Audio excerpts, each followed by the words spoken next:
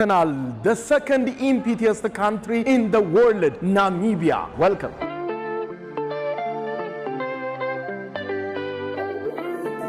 ኦኬ በመጀመሪያ ዋናውን ጥያቄ እንፍታ።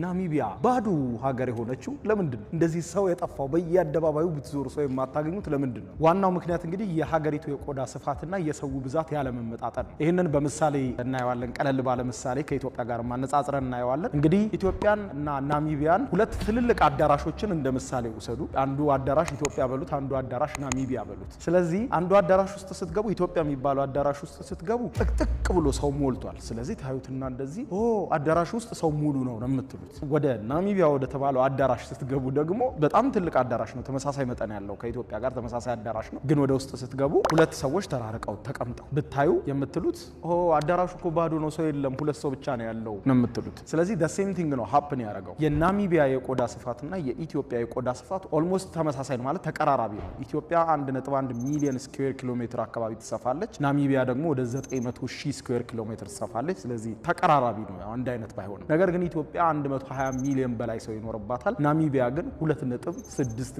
ሚሊዮን ህዝብ ብቻ ነው የሚኖርባት። ቆዳዋ በጣም ሰፊ የቆዳ ስፋት ነው ያላት፣ በጣም ትልቅ ሀገር ነው። ግን 2.6 ሚሊዮን አካባቢ ህዝብ ብቻ ነው የሚኖሩበት። ስደተኛውን ምኑን የሚሰራውን ሲጨማምሩት የፎሬነሩን ምናምን፣ በተለይ ነጮች በብዛት አሉ፣ ጀርመኖች ምናምን እዚህ ሀገር አሉ። እነሱን ሲጨማምሩ ወደ 2.8 ሚሊዮን ገደማ አካባቢ ማለት ነው። ያ ደግሞ የህዝብ ጥግግቱም ደግሞ በጣም አነስተኛ ነው። ጥግግቱ ማለት የሚኖሩበት ከተሞቹ በጣም የተራራቁ ናቸው። አሁን ዊንድሆክ ዋና ከተማው ከሌሎች ከተሞች ጋር ያለው ሰፊ ልዩነት ነው። አሁን ኢትዮጵያ ውስጥ ስትሄዱ ለምሳሌ ድሬዳዋን ወስዳችሁ አዲስ አበባን ብትወስዱ በአዲስ አበባና በድሬዳዋ መካከል አዳማን ጨምሮ ወንጂን ጨምሮ የተለያዩ መዓት ከተሞች በየመሃሉ ታገኛላችሁ። ብዙ ህዝብ ነው የሚኖርባቸው። እዚህ ግን ከተማ የሚባለው ነገር በቃ በጣም ተራርቆ ነው ያለው። በጣም ትንሽ አማውንት ነው ያለው ህዝቡ። እንግዲህ በጠቅላላ የሀገሪቱ ህዝብ 2.67 ሚሊዮን አካባቢ ከሆነ ይህን የሚያክል ሀገር ላይ ከተሞች ላይ ያለው ህዝብ በቃ እዚህ አሁን ዋና ከተማዋ ላይ 100 ምናምን ሺህ ሰው ነው የሚኖረው እና በጣም ከተማዋ ሰፊ ናት። እንደገና ሰው በጣም ተራርቆ ነው የሚኖረው ማለት ነው እና ብዙም ወደ ስትሪት የመውጣት ልምድ የለውም። ቢወጣም ደግሞ እርስ በርስ ሳይገናኝ ጭምር የሚውልበት አጋጣሚ ያለና ለዚህ ነው the second emptiest country in the world የምትባለው። የመጀመሪያዋ ባዶ ሀገር የምትባለው ሞንጎሊያ ናት።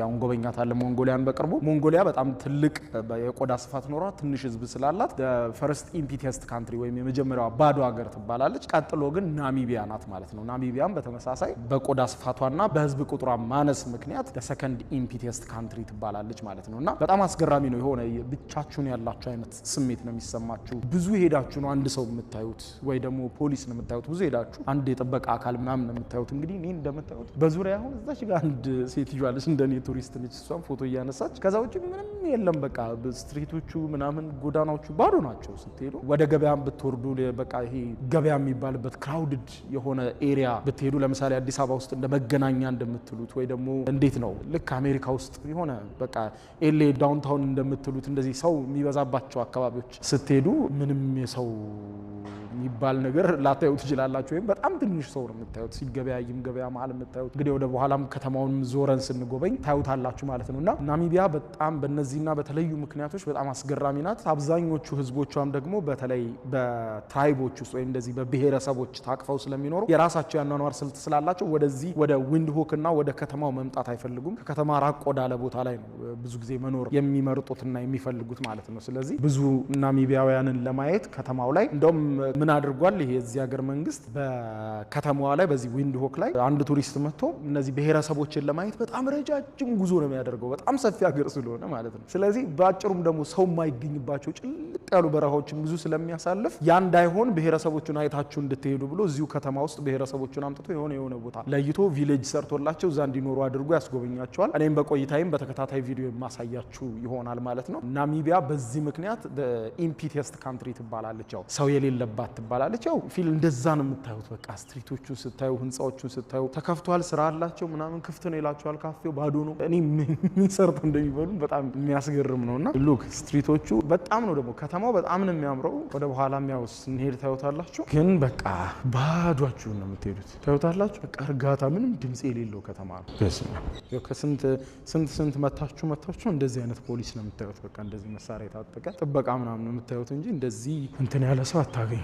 እስኪ ደግሞ አረፍ እንበልና እዚች ጋር ስለ ናሚቢያ ጨለማ እናውራ። ስለ ናሚቢያ ጨለማ ስንል እንግዲህ እዚች ሀገር ያለው ጨለማ እንደ ሌሎች ሀገር ጨለማ አይደለም። ብዙ ጊዜ ሲባል አንሰማውም እንጂ ጨለማዎች ይለካሉ። ማለትም በመላው ዓለም ካለው ጨለማ የዚች የናሚቢያ ጨለማ በጣም የሚለየው ላይት ፖሊሽኑ በጣም ዝቅተኛ ነው። እንግዲህ ላይት ፖሊሽን ሲባል ወይም የብርሃን ብክለት ሲባል ስንቶቻችሁ ታውቃላችሁ? እንግዲህ ያው በዘርፉ የተሰማራችሁ ባለሙያዎች ምናምን እናንተ ታውቁታላችሁ። ነገር ግን የብርሃን ብክለት ሲባል ሰምታችሁ ማታውቁ፣ በተለይ የአካባቢ ብክለት ስንል አካባቢውን የሚበክለው ቆሻሻ የሚጣል ቆሻሻ ነው። የውሃ ብክለት ስንል ውሃ ውስጥ የሚጣል ቆሻሻ ነው። ልክ እንደዛም ላይት ፖሊሽን የሚባል አለ፣ ወይም ደግሞ የብርሃን ብክለት የሚባል አለ። ብርሃን በጨለማ ላይ ሲሆን የሚያመጣው ብክለት ሰማዩን እንዳናይ ይጋርደናል። ለምሳሌ በኢትዮጵያ ጨምሮ ሁሉም የየራሳቸው ሀገራት ዩናይትድ ስቴትስም፣ ሞሮኮም፣ ካናዳም የትም ሀገር ብትዞሩ ሁሉም ሀገራት ጨለማቸው ፒውር ጨለማ ነው አይደለም የሚለው ይለካና ላይት ፖሊሽን ያመጣባቸው ጨለማን እንዳያዩ ያደረጋቸውን ማገድ የሚታይበት ማለት ነው። ስለዚህም እንግዲህ እዚች ሀገር ላይ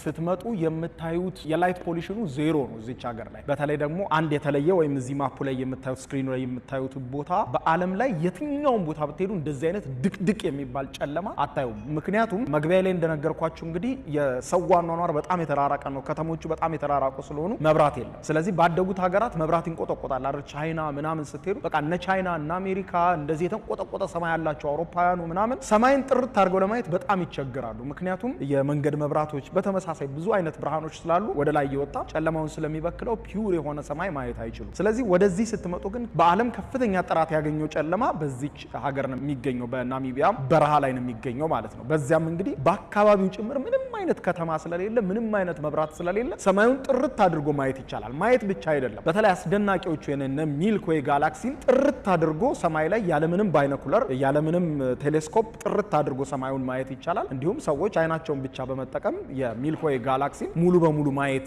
ይችላሉ። ከዋክብትን ጥርት ባለ መልኩና ከዚህ ቀደም ባልታየ መልኩ ይታያል። እንግዲህ ይሄንን ኤክስፒሪየንስ እኔም ለማየት ፈልጌ ነበረ፣ ግን እንዳልኳችሁ ከዋና ከተማ ዊንድሆክ ወደ 300 ኪሎ ሜትር ይርቃል። ይሄ ቦታ ጥርት ያለው ጎልድ ደረጃ የተሰጠው የዓለም ንጹህ ጨለማ ማለት ነውና እንደዚህ አይነት ቦታዎች እንግዲህ ሳይንሳዊ ምርምርን ለማድረግ ሰማይን ለመመርመር የሚፈልጉ ሰዎች ናሳን ጨምሮ ይህንን ቦታ በልዩነት ይጠቀሙታል ማለት ነው። ይህን ፒውር የሆነ ጨለማን ማለት ነው። ስለዚህ እንግዲህ ላይት ፖሊሽን ላይት መብዛቱ በራሱ ምን ያህል ኔቸርን እንዳገደን እንደምታዩት ነው እንግዲህ እና ያው በፊት እንግዲህ የሰው ልጅ ስልጣኔ ባልተስፋፋበት መብራት ባልነበረበት ከ200 ዓመት በፊት ከ150 ዓመት በፊት እንግዲህ ሰማዩ ፒውር ነበረ በብዙ የዓለማችን ክፍሎች ማለት ነው። ያው ማታ እሳት ካላነደዱ በስተቀር ያው ብርሃን ማግኘት ስለማይችሉ ማለት ነው። አሁን ግን ያው ብርሃኖች በጣም በዙ፣ ላይቶች በጣም እየበዙ ነውና እነዛ ራሱ ምን ያክል ሰማዩን ጥቁረቱን እየቀየሩት እንደሆነ እኛ የምናየው ሰማይና የናሚቢያ እዛ ቦታ ላይ የሚታየው ሰማይ አንድ አይደለም። ስለዚህ ናሚቢያ ስትሉ ለናሚቢያና ጨለማ ልዩ የሆነ ዝምድና አላቸው ማለት ነው። ስለዚህ ሰዎች ጥርት ያለ ሰማይ የሚፈልጉ ሳይንቲስቶች፣ የተለያዩ የስነ ጠፈር ተመራማሪዎች ወደዚህ ቦታ በመምጣት ጨለማው ላይ በመሄድ ጥርት ያለ ጨለማ ነው ያሉ ማለት ነው። እንግዲህ ጎልድ ደረጃ ነው ያለው ወይም ጥርት ያለ ጨለማ ነው። ከዚህ ሀገር በተጨማሪ በነገራችን ላይ ባልሳሳት ቺሊ ትመስለኛለች በሁለተኛነት ጎልድ ደረጃ ጨለማ ያላት ከደቡብ አሜሪካ ማለት ነው። ከአፍሪካም ሆነ ከዓለም ግን ፒውር ጨለማ ያላት ናሚቢያ ነች። ስለዚህ ቺርስ ለናሚቢያ ጨለማ። ለማንኛውም ላይት ፖሊሽን ይህንን ይመስላል። እስኪ ደግሞ ስትሪቶቹን እንንቀሳቀስባቸው፣ ወክ እናርግ እንጂ ገና እኮ ነው። ገና ኮፊ ታይም አለ ምን አለ ገና መች ተነካች። ዊንድሆክ ፖስታ ቤታቸው በየቦታው አለና እንደዚህ እንደምታዩት ኮንቴነር ነው የሚመስለው። በቃ ሌሎች ሀገራት ከሚታየው ትንሽ የተለየ አይነት እንትን ያለው ፖስታ ቤቶቻቸው ዙሪያ ገባው ሳጥን ነው እንግዲህ ይመጣሉ። የፖስታው ባለቤት አውጥቶ ሄዳ እንደዚህ ናቸው። ትንንሽ ናቸው የናሚቢያ ፖስታ ቤቶች። ይኸውላችሁ እንግዲህ ረጅም ወክ ነው ያረኩት፣ ግን በቃ ማለት አልፎ መኪና ያልፋል እንደዚህ እንደምታዩት እንጂ ምንም አይነት ሰው አታዩም። ወደ ስትሪት የመውጣት እንደዚህ ወክ የማድረግ ልማድ ያለው ሰው አይደለም የናሚቢያ ህዝብ። ደግሞ ሲያምር ሀገሩ። የሰው ያለ እዚህ ነው የምትሰራው። የሰው ያለ የምትለው ነገር እዚህ ነው የምትሰራው። ኦኬ አሁን ከኋላ የምትመለከቱት ደግሞ የክሪስተስ ኪርሼ የፕሮቴስታንት ቤተክርስቲያን ነው። የኢቫንጀሊካን ሉተራን ቤተክርስቲያን ነው። እንግዲህ ስለ ናሚቢያዎች ሃይማኖት ጉዳይ ያነሳን እንደሆነ አብዛኛው ህዝቧ የፕሮቴስታንት እምነት ተከታይ ነው። 60% የሚሆነው የኢቫንጀሊካን ሉተራን እምነት ተከታይ ሲሆኑ ቀሪዎቹ ወደ 20% የሚሆኑት ደግሞ የሮም ካቶሊክ እምነት ተከታይ ናቸው። ከዛ በመለስ ያሉት ሃይማኖቶች በሙሉ የተለያየ ፐርሰንት እያዙ የባህላዊ ሃይማኖቶች ሌሎችም ሃይማኖቶች ተጨምረው በጣም ትንንሽ ቁጥር ያላቸው ናቸው ማለት ነው። ነውና አብዛኛውን ፐርሰንት የሚወስደው የኢቫንጀሊካን ሉተራን እምነት ተከታዮች ናቸው ማለት ነው። ይህ ከኋላ የምታዩትም የክሪስተስ ኪርሼ በዚህ ዋና ከተማ ዊንድሆክ ላይ የሚገኘው ቤተክርስቲያንም ከተገነባ 116 ድፍን ዓመታትን አስቆጥሯል። በጣም ጥንታዊ የኢቫንጀሊካን ሉተራን ቤተክርስቲያን ነው። በዚህ በናሚቢያ ብቻ ሳይሆን በመላው ዓለምም ጥንታዊ ይዘት አላቸው ከሚባሉ ወይም ደግሞ ከተገነቡ ረጅም ዓመትን አስቆጥረዋል ከሚባሉ የኢቫንጀሊካን ሉተራን ቤተክርስቲያን መሃል አንዱ ነው ማለት ነው። እንግዲህ እንዳነበብኩትና እንዳለኝ መረጃ ከሆነ ቤተክርስቲያኑ አሁን ለእድሳት ምክንያት ተዘግቷል። ክፍት አይደለም፣ ግን ግቢውንና ዙሪያ ገባውን መጎብኘት ትችላላችሁ። በጣም እጅግ በጣም ነው የሚያምረው። ሰፊ የሆነ የፓርኪንግ ስፓት አለው እዚህ ጋር። እንደገና እዚህ ጋር ስታዩት ቅርጹን ሉክ በጣም ነው የሚያምረው። የኪነ ህንጻው አገነባቡ ራሱ የተለየ ውበት ነው ያለው እና የሚገርማችሁ ከከተማው ላይ ማለት ነው ከላይ የሆነ እንደዚህ ተራራ ከፍታ ነገር ላይ ስለተገነባ በየትም አቅጣጫ ስትሄዱ ታዩታላችሁ። የትም አሁን እኔ ሆቴሌ ከዚህ ወደ ታች ነው እና ታችም ሆናችሁ ታዩታላችሁ። በዛኛው የከተማው ቦታም ላይ ስትሄዱ እንደዚህ ቁልጭ ብሎ ይታያል። ይሄ በሩ ነው እንደምታዩት። እዚች ጋርም ጽሁፍ አለ ክሪስተስ ኪርሼ። ያው እንግዲህ ጀርመኖች እዚህ ያሉ የገነቡት ነው። ያው ጀርመኖች እዚህ እንደነበሩ ታውቃላችሁና ከተማው ግን በጣም የሚያምረው ሉክ አንድ ሲል እዚህ ጋር እንደውም ነጮች የዩናይትድ ጀርመኖች ናቸው። ያ ጀርመንኛ የሚያወሩት ጀርመኖች ናቸው። እንግዲህ የናሚቢያውያን የሃይማኖት ሁኔታ ይህንን ይመስላል። በከተማውም አይከን የሆነው በጣም ትልቁ የክሪስተስ ኪርሼ ቤተክርስቲያንም ይህንን ይመስላል ማለት ነው። እስኪ ደግሞ አሁን ይዣችሁ ወደ ፓርላማው ልግባ። የፓርላማ ቢልዲንግ ነው ከፊት ለፊት ያለው ማለት ነው። እንግዲህ በአፍሪካ ውስጥ እጅግ በጣም የተዋበ የፓርላማ ግቢ ካላቸው ሀገራት መካከል እንግዲህ እንደምታዩት ናሚቢያ እንደሆነች። እንግዲህ ቱሪስት ካልሆነ መንገድ ላይ ብዙ ሰዎች አታዩ። የሚገርማችሁ ቱሪስቶች ሳይ ጀርመኖችና በተለይ ከእስያ ደግሞ የሚመጡ እንደ ቻይና፣ ኮሪያ ምናምን የመሳሰሉ ቱሪስቶች ይበዛሉ። እንግዲህ አሁን ይሄ ግቢ እንደምታዩት የፓርላማው ግቢ ነው። የፓርላማው ህንፃ ድረስ መግባት ትችላላችሁ። ግቢውን መጎብኘት ትችላላችሁ። በጣም ነው የሚያምረው። ጀስት ላይክ ፓርክ በቃ እና እንደ ፓርክ ነው እንጂ የሆነ የፖለቲካ እንትን አይመስልም። እጅግ በጣም ነው የሚያምረው። ታዩታላችሁ። በዚህ በስተቀኝ በኩል ደግሞ ስቴዲየም አለ። የትልቅ የከተማው ስቴዲየም ሳይሆን ላይክ ተማሪዎች ምናምን የሚጫወቱበት አይነት የፉትሳል አይነት ሜዳ ነው ያለው። እንደምታዩት የፓርላማው ህንፃ ያለ ዋው፣ ፋውንቴኑ ምኑ እጅግ በጣም ነው የሚያምረው። በነገራችን ላይ ንጽህናው ምናምን ይሄ ፓርላማ ውስጥ ብቻ አይደለም፣ ንጽህናው ከተማውም ላይ የምታዩት ነውና የፓርላማው ህንፃ አይተን እንመለስ። እዚህ ድረስ መግባት ይቻላል። አይ ቲንክ ከዚህ በኋላ መግባት አይቻልም። ቢቻልም ምን ያልፈልግም ገብቼ ደግሞ አጀንዳ ሉን እንዴ መኪኖቻቸው ቆመዋል። የፖለቲከኞቹ እዚህ ውስጥ ነው የሚሟገቱት። የወፎቹ እንትን ምናምን በቃ ፓርክ እንጂ በፍጹም ፓርላማ አይመስልም። ሄዴ መኪና ማቆሚያዎቹ በሙሉ ጉብኝታችን ቀጥሏል። እንግዲህ ሰፊው ገበያ ውሰደኝ ያልኩትና አስጎብኘን ዛሬ በጠዋት አስነሳኝና እንግዲህ ሰፊ ገበያ ይዞኝ መጥቷል። እንደምታዩት ይሄ ነው እንግዲህ ሰፊ ገበያ። ያው እንደዚህ አይነት ገበያ እንግዲህ ሌላ ሀገር ቢሆን ኖሮ ግፊያውን አስቡት። እዚህ ግን አስቡት ላይክ ምንም ኦልሞስት ሰው የለም በምትሉት ደረጃ ነው። ይህን የሚያክል ገበያ የስጋም ገበያ ነውና ተወሰነ ሽታ አለው። ሊሞክር ነው። ኖ ኢትስ ኦኬ አም ጉድ። አስጎብኜ እየበላ ነው። ስጋ እየተጠበሰ እንደዚህ ይሸጣል። በቴካዌ እቃ እየተደረገ ይህ እንዳለ የምታዩት ስጋ እየተጠበሰ የሚሸጥበት ባርቢኪው። እዚስ ናት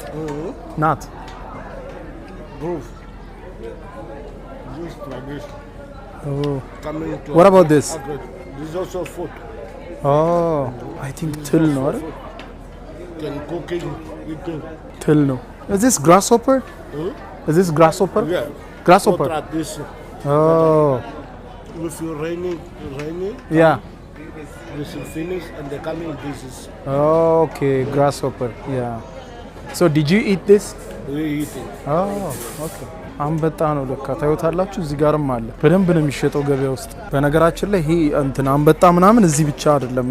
ኡጋንዳም ከዚህ በፊት በነበረኝ ጉዞ አሳይቻቸዋለሁ እንደሚበላ። የተለያየ የአፍሪካ ሀገር ይበላል አንበጣ እና እዚህም ይበላሉ። ሶ ጉብኝታችንን እስቲ ደግሞ እንቀጥል። ኦኬ እንግዲህ ናሚቢያን ስታነሱ ጀርመንን አለማንሳት አይቻልም። ጀርመንና ናሚቢያ ምን ያገናኛቸዋል የሚባለው እንግዲህ ብዙ የአፍሪካ ሀገራት ላይ እንደምናየው ዌስተርኖቹ ወይም ምዕራባውያን አውሮፓውያን እንግዲህ ቅኝ በሚገዙ ጊዜ ጀርመን ነበረች ናሚቢያ ቀኝ የገዛችው በወቅቱ። በዚህ ጊዜ እንግዲህ ልክ ስዞር ታውቃላችሁ የአማርኛ ጽሁፍ አላየው። ልክ የአማርኛ ጽሁፍ ሳይዲ ኦኬ ስታር አሊያንስ ሜምበር የኢትዮጵያ አየር መንገድ የናሚቢያውን ኦፊስ ነው ያየሁት። ልክ ስትዞሩ የሆነ አማርኛና የኢትዮጵያ ባንዲራ ሳይ እዲ አልኩ።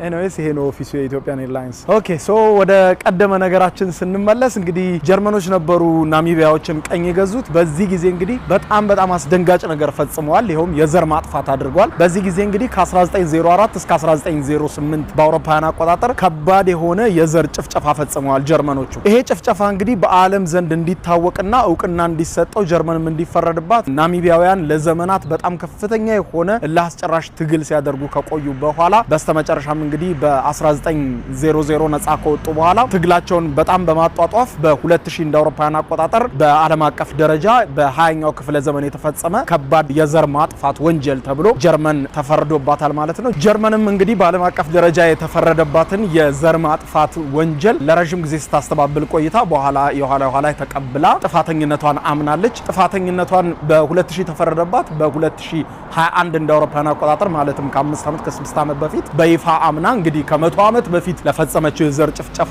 በይፋ ይቅርታና ላጠፋቸው የሰው ነፍስ ደግሞ ካሳ ለመክፈል ተስማምታለች ማለት ነው። በኋላ ግን ደግሞ ያላስማማቸው ሌላ ነገር ተከሰተ። ይሄውም የዘር ማጥፋቱ ካሳ ነው። ጀርመን ባለሳሳት እክሳለሁ ያለችው 1.1 ቢሊዮን ዩሮ ነው። 1.1 ቢሊዮን ዩሮ። እሷ ግን ያው በ10 ሺዎች የሚቆጠሩ በርካታ ናሚቢያውያንን ነው የፈጀችው። ከዛ የዘር ማጥፋቱ ሰለባ የሆኑ ናሚቢያውያን ይሄ ካሳ ተገቢ አይደለም። ምክንያቱም ጀርመን ያለችው በጣም የሚያስቅ ነገር ነው። ይሄ 1.1 ቢሊዮን ዩሮ ካሳ ከፍላለሁ ያለችው በ30 ዓመት ውስጥ ነው። እንግዲህ በሚቀጥሉት 30 ዓመታት ቀስ እያለች 100 ሚሊዮን ምናምን እያደረገች ቀስ እያለች እየለቀቀች ብቻ በ30 ዓመት ውስጥ በሚቀጥሉት 30 ዓመታት ውስጥ 1.1 ቢሊዮን ዩሮ ለናሚቢያ ካሳ ለመክፈል ነው የተስማማቸው። እንግዲህ ይሄንን ናሚቢያውያን አሁንም እያመጹበት ነው። መሆን የሌለበት ተገቢ አይደለም፣ ወይም ደግሞ በዘር ጭፍጨፋው ጥቃት ለደረሰባቸው የቀድሞ አያቶቻችንን ፈጽሞ የማይወክል ወይም ተገቢ ያልሆነ ነው በማለት አሁንም ያንን ካሳ እየተቃወሙት ይገኛሉ። በዚህ ምክንያት እንግዲህ ቅኝ ግዛቱ ምንም የራሱን የሆነ ጥላ ስላጠላ ህንጻዎችም ምናምን የምታዩት የጀርመኖችን ተሽታ ያላቸው። ከዛም ባሻገር የጀርመንም ቋንቋ እንዲሁ ከሞላ ጎደል ይነገራል። ዋና ቋንቋቸው ግን የናሚቢያውያን እንግሊሽ ዋና መግባቢያቸው ነው ማለት ሁሉም ሰው እንግሊዘኛ ቋንቋ ይናገራል። ከዛ በተረፈ ግን ከእንግሊዘኛ በተረፈ የተለያዩ ስማቸውን አሁን ያላስኳቸው 1-3 ቋንቋዎች አሉ፣ እነሱን ይናገራሉ ማለት ነው። በዋናነት ግን እንግሊዘኛ ሁሉም ቦታ ጥቅም ላይ ይውላል። ይሄን ይመስላል እንግዲህ የናሚቢያና የጀርመን ግንኙነት። ወይ ሰው ግን የሆነ በቃ የአይን ምግብ ነው ታውቃላችሁ። ማለት አሁን ጠዋት ነው የሚመስለው ሁሉም በቃ በየትኛውም ሰዓት ማታም ወጣችሁ ጠዋትም ወጣችሁ ምናምን እዚህ ሀገር ጠዋት ነው የሚመስለው በቃ ይሆናል አይደል። አንዳንድ ሀገሮች ላይ ጠዋት ሲሆን ብዙ ሰው የለም። ሰው የአይን ምግብ ነው። አስባችሁታል? የሆነ ቀን ከቤታችሁ በራችሁን ከፍታችሁ ስትወጡ ስትሪቱ ሁሉ ባዶ ቢሆን በቃ ባዶ ምንም ሰው ባታዩ ተመልሳችሁ ነው ወደ ቤታችሁ የምትገቡት። ደህና መሆናችሁ የሚረጋገጠው በሌሎች በማታቋቸው ሰዎች በቃ መንገድ ላይ ወክ ሲያደርጉ ምናምን ነው ይሄ ፕሌስ ሴፍ ነው ትላላችሁና ላይክ እጅግ በጣም የሚገርም ነው። የማናቃቸው ሰዎች ራሱ ማድረግ አሁን ከተማው ያስፈራል። በቃ ከኋላችሁ ምናምን ሰው ስለማታዩ ከስንት አንድ ነው ሰው የሚመጣው። በተለይ አሁን ዳውንታውን አካባቢ መጣሁ አይደል ይወላችሁ መንገድ ላይ ሰው ካያችሁ ቱሪስቶች ናቸው፣ ነጮች ናቸው እና ሉክ ግርግር የለም ምን የለም በቃ አሁን ትልልቅ በሞሎች ምናምን ያሉበት ቦታ ነው። ሉክ እንደምታዩት ይሄ አሁን ኡጋንዳ ቢሆን ይሄ ኢትዮጵያ ውስጥ መገናኛ ቢሆን ይሄ ቦታ በቃ ሴንትራል ቦታ ነው። በቃ ትርምስ ያለበት ቦታ ነበር የሚሆነው እና ሉክ ብዙም ሰው የለም። አሁን በጣም ጃይንት የሆነ ሞል ሉክ ስትሪቶቹ ባዶ፣ ያን ያህል የሚባል መኪና ቁጥር የለም። ልክ በቃ አንድ ቀጭን ሰውዬ ላይክ ትልቅ ሰፊ ላርጅ ምንድነው ኤክስትራ ላርጅ ሱሪ ገዝቶ እንዳረገ ቁጠሩት እና ይቺን የምታክል የህዝብ ቁጥር 2.67 ሚሊዮን ይሄን የሚያክል መሬት ይዞ ምን ያደርገው ሰፋቸው። ማይ ጋድ የሚገርም ነው። ሉክ ደግሞ የመንገዶቹ ስፋት ለሌለው መኪና የመንገዶቹን ስፋት ይዩት። ሉክ እና ደግሞ የሚነዱት እንደ ዩኬ ነው የሚነዱት የመኪናቸው አካሄድ። አይ ቲንክ እንደምገምተው ይሄ ከተማ ውስጥ በጣም ትልቅ የሚባለው ሞል ይመስለኛል። እዚህ ሞል ለመግባት ልሞክር ምን ያህል ሰው ይኖራል። እሺ እረሰው አለ እዚህ እንዴት ናችሁ ናሚቢያውያን? ኦኬ አያችሁ እዚህ ትንሽ እንቅስቃሴ አለ። እዚህ በቃ ሞል ነው መምጣት ሰው ሲናፍቃችሁ እዚህ ሀገር ሰልፍም አለ እዚህ ለኤቲኤም። አሁን ያለሁት ናሚቢያ ውስጥ በጣም ክራውድድ የሚሉት ፕሌስ ነው። የሆቴሌን ሪሴፕሽን ጠየኳትና በጣም ክራውድድ የሆነ ቦታ ስላት ማፑ ላይ ሞላችና ሰጠችኝ። እዚህ ቦታ ከሄድክ በጣም ብዙ ሰው ነው ያለው ብላ። እዩ ጉዳችሁ ይሄ ነው እንግዲህ ክራውድድ። እውነትም እየተጋፋ ነው። ቀልደኛ ገበሬ ጋልባል በሬ ነው የሚባለው ወይስ ይተኛል በሰኔ ነው ምንድነው እንደማለት በሉት። ምክንያቱም አስቡት ይሄ ነው ክራውድድ ለነሱ እንግዲህ ድንቄም ክራውድድ ቴ ይሄውን ያለንበት ሰፈር ደግሞ የናሚቢያ ሀብታሞች የሚኖሩበት ሰፈር ነው። እንደምታያቸው በጣም የሚያማምሩ ቤቶች ናቸው። በዛ ላይ በጣም ተራራ ላይ ስለሆነ በቃ ከተማዋን ቁጭ ብላ ነው የምታያት ከስሩ። ሀብታሞች እስኪ አንድ ጥያቄ ልጠይቃችሁ ኮሜንት ላይ መልሱ። ሀብታሞች ለምንድን ነው ተራራ ላይ የሚወዱት? ማለት ሞስት በጣም ብዙ ሀብታም ሰዎች ተራራ ላይ ቤታቸውን መገንባት ይፈልጋሉና በአሁኑ ሰዓትም በጣም ብዙ የዓለማችን ሀብታሞች ተራራ ላይ ነው ቤት ያላቸውና እስኪ ለምን ይመስላችኋል? ይህንን ልጠይቃችሁ። ሉክ ቁልቁልዩት ከተማዋ ቁጭ ብላ ነው የምታያት። ዊንዶክ ነው የምትባለው ከተማዋ። ያምራል ማለት ጥቅጥቅ ያለ ጫካ ነው ምናምን በቃ እንደ በረሃነቱ አይደለችም። ኦኬ እንግዲህ ስለ ናሚቢያ ዋና ከተማ ዊንድሁክ አንድ አስገራሚ ፋክት ልንገራችሁ። እቺን እንግዲህ ዊንድሁክ የተባለችውን የናሚቢያን ከተማ በጣም ለየት የሚያደርጋት ነገር በሁለት በዓለማችን ላይ ግዙፍና ዴንጀረስ ከሆኑ በረሃዎች መሀል መገኘቷ ነው። የናሚብና የካላሃሪ በረሃዎች መሀል ላይ ነው የምትገኘው ከተማዋ እና አስቡት እንግዲህ እነዚህ ሁለት በጣም አደገኛ የሆኑ በረሃ ላይ ተገኝታ ከኋላ እንደምታዩት ከተማዋ ሞር ግሪን ነች። እንደገና ደግሞ ቀዝቃዛ ነው። በጣም በአሁኑ ሰዓት ይኸው ቀዝቃዛ ነው። የሾራብ ለብሼ ራሱ እየበረደኝ ነው ፀሐይ ብታዩም እና ጠዋት እስከ 0 ዲግሪ ሴልሺየስ ሁሉ ሊወርድ ይችላል በዲግሪ ሴልሺየስ ማለት ነው። ከሰዓት በኋላ ደግሞ ወደ 23 24 25 ዲግሪ ሴልሺየስ ይወጣል ፀሐይዋ ስትወጣ፣ መልሶ ደግሞ ማታ ወደ ቅዝቃዜ ይመለሳል እና በረሃ ላይ ተገኝቶ በሁለት በረሃዎች መሀል ነው የምትገኘው እንዳልኳችሁ። እንደዚህ አይነት በዓለማችን ላይ ዴንጀረስ በሚባሉ ሁለት በረሃዎች መሀል ተገኝታ እንደዚህ ግን ግሪን ልትሆንበት የቻለችው ምክንያት ደረቃማ ሆና በአመት በጣም ጥቂት ጊዜ ነው ዝናብ የምታገኘውና ትንሽ ለየት የሚያረጋት ይቺን ዋና ከተማ ምንድነው ከፍታ ላይ መገኘቷ ነው። ከባህር ጠለል በላይ ወደ 1600 700 ከፍታ ላይ ነው የምትገኘውና ይሄ ከፍታዋ እንግዲህ በረሃዎቹን ያው በረሃ ምን ጊዜም ዝቅተኛ ቦታ ላይ ነው። ከባህር ጠለል በታች እንደዚህ ዝቅ ያለ ቦታ ላይ ነው የምታገኙት በረሃዎችን እና በረሃ መሀል ሆና ነገር ግን ተራራዎቹ ከፍ ያለ ቦታ ላይ ነው የተገነባቸው። ከተማውንም ስታዩ ለምሳሌ ዙሪያ ገባውን ስታዩ ትልልቅ ተራራዎች ታያላችሁና ከፍ ያለች ናት ዋና ከተማ። በረሃ መሀል ሆና ከፍ ማለቷ ደግሞ እንድትቀዘቅዝ አድርጓታል። ስለዚህ ምንም እንኳን አደገኛ በረሃዎች መሀል ብትገኝም እሷ ግን በጣም ቀዝቃዛ ለመኖር በጣም አመቺ ናት። ያው ደረቃማ ቢሆንም በአመት ብዙ ዝናብ ባታገኝም ግን ለመኖር በጣም አመቺ ናት። ስለዚህም ከዋና ከተማዎች ለየት የሚያረጋት አንዱና ዋናው ነገር ይሄ ነው። በረሃዎች መሀል ተገኝታ እንደምታዩት ግን ለምለም መሆኗና ለኑሮ አመቺ መሆኗ ቀዝቃዛ መሆኗ በጣም ለየት ያደርጋታል። ከዚች እንግዲህ ከዊንድሁክ ከተማ የተወሰነ ወጣ ስትሉ የምታዩት ነገር ያው በጣም በረሃ እንኳን እንደዚህ ቅጠል ራሱ ማየት አትችሉም። በጣም ቀይ የሆነ አሸዋና በጣም አስቸጋሪ በረሃ ነው የምታዩትና እሷን እንግዲህ ከፍ አድርጎ ፈጥሯት ለመኖሪያ አመቺ ያደረጋት። ሌሎቹ ከተሞቿን በጣም የተራራቁ ናቸው። ያው መግቢያ ላይ እንዳወራ ነው በዛ ምክንያት ማለት ነውና እቺ ዋና ከተማዋ በጣም አስደናቂ ነገር አላት። ልክ ከዚህ ቀደም ታስታውሳላችሁ የፔሩ ቪዲዮ ያያችሁ የፔሩ ዋና ከተማ እንግዲህ ለየት የሚያደርገው ነገር ዝናብ አይዘንብም። ዋና ከተማዋ ላይ ብቻ ዝናብ አይዘንብም። ከዋና ከተማዋ ውጪ ነው ዝናብ የሚዘንበውና ያንን ሳይንሳዊ ፋክት ማስረድቻችሁ ነበር። እንግዲህ ያንን ቪዲዮ የፔሩን ቪዲዮ ያላያችሁ ይሄንን ቪዲዮ ገብታችሁ ፈልጋችሁ እዩት። በጣም አስደናቂ የተፈጥሮ እንቆቅልሽ የተፈታበትና በጣም አስገራሚ ነገር ነው የምታዩት ከምታስቡትም በላይ የሆነ ማለት ነውና ልክ እንደ ፔሩ ሁሉ እቺ አስደናቂ ሀገር ደግሞ በዓለም ከፍተኛ በረሃ ላይ ተገኝታ መቀዝቀዟና በጣም አስገራሚ የሆነ የአየር ጸባይ መያዟ በብዙዎች ዘንድ እንድትመረጥ አድርጓታል ማለት ነው። ሶ እዚህ ከፍታ ላይ ቤቶቹ እንደምታዩዋቸው በጣም የሚያምሩ ናቸው። አይውሽ እዚህ ነበረ መኖር ምን አባቱ። አስገራሚ የተፈጥሮ ጠባይ እያየን ነው። አስገራሚ አየር እያየን ነው። አፍሪካዊቷ ናሚቢያ ላይ ዋና ከተማ ዊንድሁክ ላይ ነው ያለነው። ሌላው ስለ ናሚቢያ የሚያስገርመው ደግሞ የታክሲ አጠቃቀማቸው ነው። ይሄውም እንግዲህ ልክ እንደ ኢትዮጵያ ታክሲ ሼር አድርጋችሁ ነው የምትሄዱት፣ ግን በሚኒባስ አይደለም። አሁን ኢትዮጵያ ውስጥ እንደ ሚኒባስ ነው አይደለ? ሚኒባስ ውስጥ በጣም ብዙ ሰዎች ሼር አድርገው ታክሲ ይሄዳሉ። እዚህ ናሚቢያ ውስጥ ግን ትንሿን መኪና ነው ወይም ስንት ሰው 4 ሰው ምናምን የምትይዘው መኪና ነው ሼር የምታደርጉት። በተለምዶ እኛ ሀገር ኮንትራት ታክሲ የሚመጡልንና ለብቻችን የምንሄድባቸው እነሱ ነው ሼር የሚያደርጉት። ስለዚህ እናንተን ይጭኗቸው። ሁሉም ታክሲዎች ጎናቸው ላይ ቁጥር አለ። ጎኑ ላይ በትልቁ መለያ ቁጥር ያለው የጎን ቁጥር ያለው ታክሲ ነው። ሶ የተለመደ ከለራቸው ነጭም፣ ግን ነጭም ባይሆን የተለያየ ከለር አይቻለሁ ቁጥር ያላቸው ማለት ነው። እነሱ ታክሲዎች ናቸው። ታስቆሟቸዋላችሁ፣ ትገባላችሁ። ከዛ ግን ምንድነው በመስመሩ ላይ ሌላ ሰው እየጫነ ነው የሚሄደው። ስለዚህ ይሄ ነው እንትናቸው ትንሽ የተለየ ነው ከሌላው ሀገር ማለት ነው። ያው በተለምዶ ሌላ ሀገሮች እነዚህ ለብቻችሁ ነውና አፖችም አሉ አፕሊኬሽኖችም አሉ። ምንድነው ረሳሁት፣ የሆነ አፕሊኬሽን አለ በሱ መጠቀም ትችላላችሁ። እና እንደዛ ነው የታክሲ አጠቃቀማቸው። ኤኒዌይስ እስቲ አሁንም ታክሲ እየጠበቅኩ ነው፣ አሳያችኋለሁ። እሺ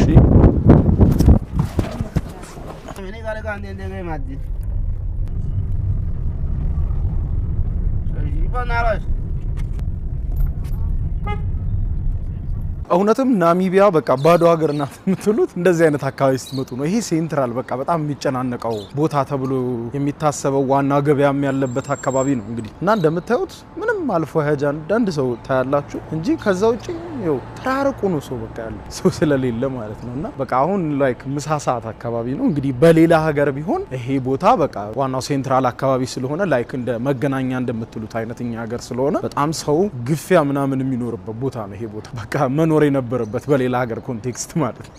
እና እዚህ ግን ወፍ የለም በቃ ወፍ ታያላችሁ። በቃ መኪኖቹ ያቆማሉ፣ ወደ ህንጻ ውስጥ ይገባሉ፣ ምንም አታያቸውም። ራሱ በየሜዳው የሚንከራተት ካያችሁ እንደኔ አይነት ቱሪስት ነው። ሌላ ወፍ የለም እንደምታዩት ነው። ለባህላቸው፣ ለህዝባቸው፣ ለሃይማኖታቸው ያላቸው ክብር ግን በጣም የሚገርም ነው። በየቦታው በቃ በተለየ ናሚቢያን አኗኗር የሚገልጹ እንደምታያቸው በየጎዳናው ላይ እንደዚህ አይነት ስዕሎችን መመልከት አዲስ አይደለም። በጣም ብዙ ስዕሎችን ነው የምታዩት። ሉክ ይሄ ኮንቴነር ነው። በዛም ብንዞር በእርግጠኝነት ስዕል ነው የሚሆነው። ያ ያችሁት ማርኬቶች እኮ ተከፍቷል እንዳልኳችሁ ነው። ምሳ ሰዓት ነው ግን ምንም ገበያው ላይ ከስንት አንድ ቱሪስት ይሄ እንኳን የቱሪስት ማርኬት ነው። ከስንት አንድ ካልሆነ አይመጡም። ተመስገን አንድ ሰው አዩ።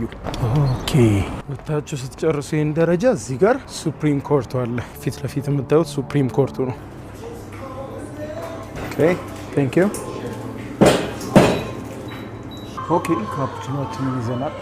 ስለ ናሚቢያ ገንዘብ እናውራ። የናሚቢያ ገንዘብ አጠቃቀም በጣም ከሌላው የተለየ ነው። ምክንያቱም በአንድ ሀገር ውስጥ 3 ተመሳሳይ ከረንሲዎች አገልግሎት ላይ ሲውሉ ታያላችሁ። በዋናነት ግን ሁለት ምላችሁ የናሚቢያ ዶላር ነው የሚባለው።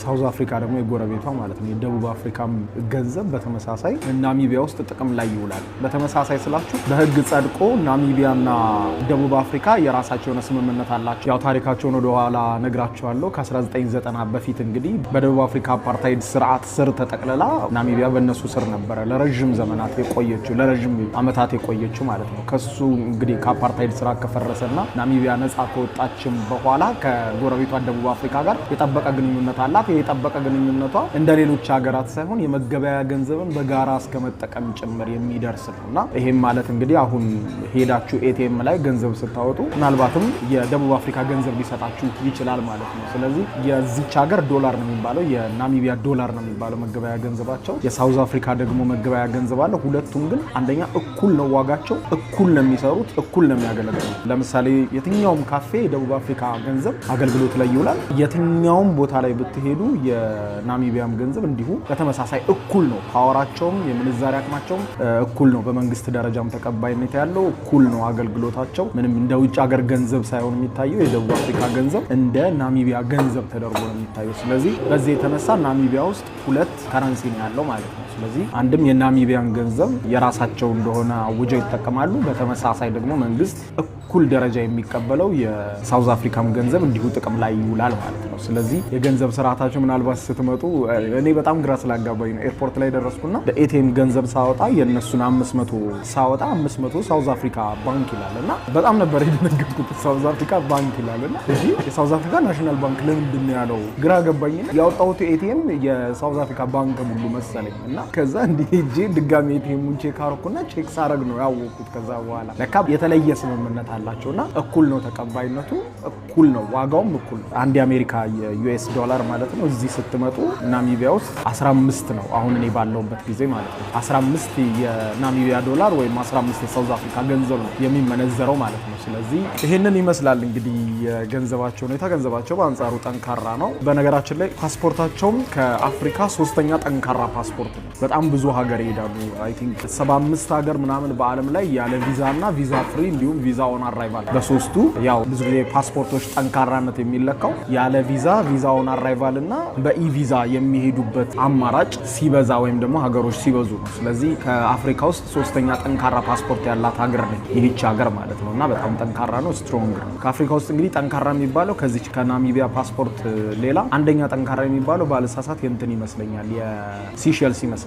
የሲሼልስ እንግዲህ መላው አውሮፓን ምናምን ያለ ቪዛ ሁሉ መጎብኘት ትችላላችሁ በሲሼልስ ፓስፖርት እና የናሚቢያ ፓስፖርት ደግሞ ሰርድ ስትሮንግስት ፓስፖርት ኢን አፍሪካ ውስጥ ካሉ እና ይህንን ይመስላል እንግዲህ ያው ቺርስ። በነገራችን ላይ ሰብስክራይብ ማድረግ የደወል ምልክቷን መጫን እንዳትዘነጉ። በቅርቡ ብዙ ሚሊዮን ነው የምንሆነው፣ ብዙ ሚሊዮን። አሁን ደግሞ እንግዲህ የናሚቢያውያን ታሪክ የሚወሳበት የነጻነት አደባባይ ላይ ደርሰናል። ከኋላ የምትመለከቱትን የመጀመሪያው የናሚቢያ ፕሬዝዳንት ሐውልት ነው ከጀርባ የምትመለከቱት። ይህም ደግሞ የነጻነት አደባባይ ይባላል። እንግዲህ የነጻነት አደባባይ ስንል ነጻነት የሚመጣው ሁልጊዜም ከባርነት ከቅኝ ግዛት ምናምን ከመውጣት በኋላ ነው። ስለዚህ የናሚቢያውያንን ታሪክ እስቲ ከረጅም ባጭሩ ልንገራችሁ። ናሚቢያውያን እንግዲህ የጥንታዊ ሰዎች መኖሪያ የተለያዩ ጎሳዎችም የሚኖሩባት ሀገር እንደሆነች ነግሬያችኋለሁ። ይህች ሀገር እንግዲህ በጣም በአሳዛኝ ሁኔታ በጀርመኖች ቁጥጥር ስር ወድቃ የደቡብ ምዕራብ የጀርመን ግዛት ተብላ በጀርመኖች በቁጥጥር ስር የዋለችው በ1884 ዓመተ ምህረት ነበር። በ1884 ዓመተ ምህረት በጀርመኖች ቁጥጥር ስር ከዋለች በኋላ ጀርመኖች በቁጥጥር ስር ካዋሏት በኋላ በተለይ ነዋሪውን ከአካባቢው ላይ በማራቅ አሁን ያለችውን እቺ ዋናዋ ከተማዋን ዊንድሆክን በከፍተኛ ሁኔታ በኮንስትራክሽን በመገንባት አሁን የምታዩት በከተማዋ ስትዞሩ የጀርመን ተች ያላቸው ነገሮች ናቸው። ቅድም እንዳሳዩዋችሁ እንደነገርኳችሁ አብያተ ክርስቲያኖቹን እያንዳንዱን ህንጻዎች ስትመለከቱ አብዛኞቹ ጀርመኖቹ እዚህ በነበሩ ሰዓት የገነቧቸው ጥንታዊ ነገሮች ናቸው። ከዛ በኋላ ጀርመኖች ከ1884 እስከ 1915 እንደ አውሮፓውያን አቆጣጠር ማለት ነው ቆይተዋል በዚህች ሀገር። በ1915 ግን በጀርመን ውስጥ በተካሄደው ውሳኔ ምክንያት ጀርመን ለቃ ትወጣለች በ1915 እንደ አውሮፓውያን አቆጣጠር። ልክ ግን ናሚቢያውያን አሁንም ነጻነታቸውን ለማወጅ አልታደሉም። ጀርመኖች ለቀዋቸው እንደወጡ ወዲያው የተተካው በዚሁ በጎረቤታቸው የምትገኘው ደቡብ አፍሪካ የነበረው የአፓርታይድ ስርዓት ነው። የአፓርታይድ ስርዓቱ እንግዲህ ከደቡብ አፍሪካ ድንበር ዘሎ ወደዚች ጎረቤት ሀገሩ ናሚቢያ በመምጣት ናሚቢያን ጠቅልሎ በመያዝ ሌላኛው የደቡብ አፍሪካ አካል ናት ብሎ ናሚቢያን አወጀ። እንግዲህ ደቡብ አፍሪካም ናሚቢያን ወረረች ማለት ነው። ደቡብ አፍሪካ ናሚቢያን ከወረረችና ናሚቢያን የግዛቷ አንድ አካል አርጋ ካወጀች በኋላ ናሚቢያ የሚባል ስም ጠፋ፣ ወይም ደግሞ እንደ ክልል ይቆጠር ጀመር እንጂ ደቡብ አፍሪካ ነች እቺ መሬት ብለው አወጁ ደቡብ አፍሪካውያን። ከዛ ያጨካኝ የሆነ የአፓርታይድ ስርዓትም በዚህ ከፍተኛ የሆነ ደም መፋሰስ አስከትሏል። በነገራችን ላይ በ20ኛው ክፍለ ዘመን የተካሄደ ከባድ የዘር ማጥፋት ተብሎ በዓለምም የታወጀው ጀርመኖች በዚች በናሚቢያ ላይ ያደረሱት ነው። እጅግ በጣም በ10 ሺህ የሚቆጠሩ ናሚቢያውያንን ተቃውሟቸውን እንዳያሰሙ አፍነው በመያዝ ገለዋል። በተመሳሳይ ደግሞ የአፓርታይድ ስርዓቱን በነበረ ጊዜ የደቡብ አፍሪካ አፓርታይድ ስርዓት እንዲሁ በተመሳሳይ ከባድ የሆነ ጭፍጨፋን አካሂዷል በዚህ በናሚቢያ ውስጥ። ከዛ በኋላ እንግዲህ የነጻነት ትግሉ አሁንም በመቀጠሉ የአፓርታይድ ስርዓቱ እየፈራረሰ በተለይም በደቡብ አፍሪካ ውስጥም የነበረው የነጻነት ትግል እየገነገነ መምጣቱ ናሚቢያውያንም እንዲወጡና ለነጻነታቸው እንዲጮሁ አስችሏቸዋል። ከዛ በኋላ እንግዲህ ለረጅም ዓመታት ከተካሄደ ከፍተኛ የሆነ ደም አፋሳሽ የሆነ ውጥረትና ደም አፋሳሽ የሆነ ትግል በኋላ እንግዲህ በ1990 እንደ አውሮፓውያኑ አቆጣጠር ማለት ነው ከአፓርታይድ ስርዓት ነጻ ወጣች ናሚቢያ። ናሚቢያም ሉዓላዊ ሀገር መሆኗን ግዛቷም የተከበረ መሆኑን ድንበሯን አስምራ አወጀች ማለት ነው። በዚህ ጊዜ እንግዲህ በዛን ወቅት ትግሉን ይመሩ ከነበሩ ሰዎች መካከል አንዱ ደግሞ ከኋላዬ ሐውልት የቆመላቸው የመጀመሪያው የናሚቢያ ፕሬዝዳንት ናቸው። ወደ ውስጥ ገብተን እንግዲህ የኢንዲፔንደንስ ወይም የነጻነት ሐውልቱን ላሳያችሁ። እንግዲህ ሳም ኑጆማ ይባላሉ እኚህ ሐውልቱ ላይ የምታዩቸው የመጀመሪያው የፕሬዝዳንት ማለት ነው። እንደምታዩት እንግዲህ ጎብኚ ምናምን ያው አልፎ አልፎ ቱሪስት ካልመጣ በስተቀር ነዋሪው ብዙም ከቤት የመውጣት ልማድ የለውም። ስለዚህ እንደነገርኳችሁ ባዶ ነው ከተማው እና እንደምታዩት ነው የመጀመሪያው ፕሬዝዳንት እንዲህ ሐውልት ቆሞላቸዋል። ከዚህ ቁልቁል እንግዲህ ከተማውን ማየት ትችላላችሁ። ይሄም ተራራ ላይ ነው በተመሳሳይ የተቀመጠው ማለት ነው። ክቡራን ተመልካቾቼ አብራችሁኝ ስለቆያችሁ ናሚቢያን አብረን ስለጎበኘን እጅግ በጣም ደስ ብሎኛል። በሌላ ቪዲዮ በሌላ ሀገር በሌላ ቦታ እስከምንገናኝ ድረስ እንደ ሁልጊዜው ተቀመጡ እንጂ እንደ ሁልጊዜው ሃይ ፋይፍ እንባባል አይደል? እንደ ሁልጊዜው ሃይ ፋይፍ